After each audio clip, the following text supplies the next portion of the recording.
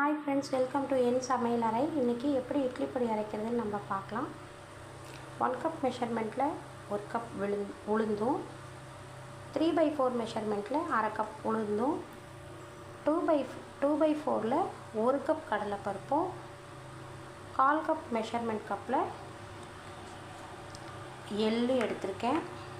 அதே மாதிரி பெருங்காயத்தூள் 2 டீஸ்பூன் எடுத்திருக்கேன். நான் ஒரு 30 மிளகாய் எடுத்திருக்கேன். எனக்கு இந்த காரம் போதும். 30 மிளகாய் எடுத்திருக்கேன். இதுக்கு மேலேயும் காரம் வேணும்னா நீங்கள் மிளகாய் சேர்த்திக்கலாம். இப்போ இது எல்லாத்தையும் ஒரு பேன் ஒன்று வச்சு மிதமான சூட்டில் நம்ம வறுத்து எடுத்துக்கலாம். பாருங்கள், எல்லாம் செவந்து நல்லா ஸ்லோ ஃப்ளேமில் வச்சு எல்லாத்தையுமே வறுத்தாச்சு. மிளகாயை தனியாக வச்சுருக்கேன். இதோட கலக்கில் எப்படி இதை அரைக்கணுங்கிறதையும் நம்ம இந்த வீடியோவில் பார்க்கலாம். முதல்ல இதெல்லாம் நல்லா ஆறணும்.